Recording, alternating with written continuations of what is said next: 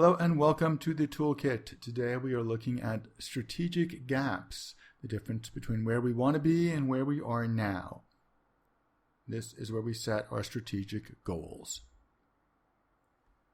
So StratGap is a tool for goal setting. This is where your strategic planning starts, and this tool is going to help you decide, first, what is your SMART goal?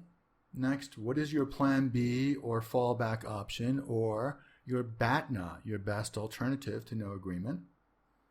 And 3, how will you move towards your goal? What variables will you choose? And there is the visual we will be using in this tool. We'll be talking about the strategic gap, how to analyze it and manage it, and we'll be looking at best alternatives as this is the side of that gap we're on now, and the goal is the other side of the gap, and those pieces that are building the bridge are the variables that we choose. So the primary tool for today is the Goblin's Strategic Gap Worksheet, which is just the top half of the standard Goblin's worksheet, and the SMART Planning Framework, which we've discussed before, and there is a toolkit video floating out there for that as well. But basically, we're concerned with the strategic view of the world right now. The world can be seen in two ways, strategically and tactically. Strategically, what we care about today is very goal-oriented, and it's very top-down. A tactical view is more method-oriented or solution-oriented, and it tends to be very front-line. And the decisions we're going to look at today are about how we move the organization forward. That's the goal of a strategic plan, moving the entire organization. And tactical decisions are more about how we execute that plan, that strategic plan. What are the methods and tools that we're going to use? Those are the tactics. So today we're focusing on the top half of the worksheet, and that is the strategic side. We'll be looking first at goal setting, then best alternatives at the bottom, and in the middle are the variables. So let's apply this picture of best alternatives and goals and variables to that worksheet. So you're going to start with a comprehensive strategic goal that reaches beyond this specific negotiation and this deal. So the example we've been using is a software company setting up a new branch in China. So the question might be, where is this company going to be in 3 years? And the answer might be, in 3 years, I expect China to provide 25% of the top line revenue, even if it's demanding closer to 50% of my managerial sanity and bandwidth, because I think in 10 years, China is going to be providing 75% of the revenue for this company. So that's the kind of strategic goal we're trying to come up with. I want you to match specific goals to some sort of time horizon.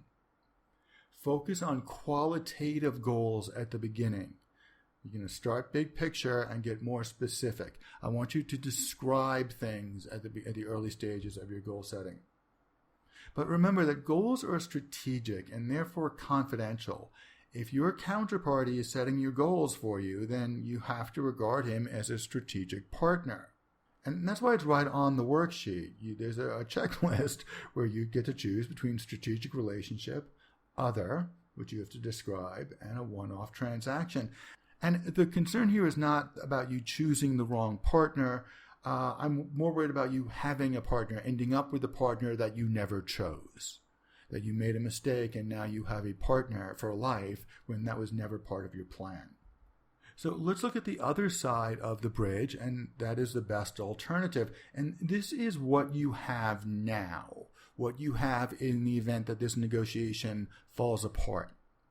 So let's focus on the simplest type of BATNA analysis, which is what would you do if you are negotiating in good faith with a counterparty and you're about to make a deal and everything looks great, and you may even have a deal and everything is great, and then some natural disaster wipes out your counterparty.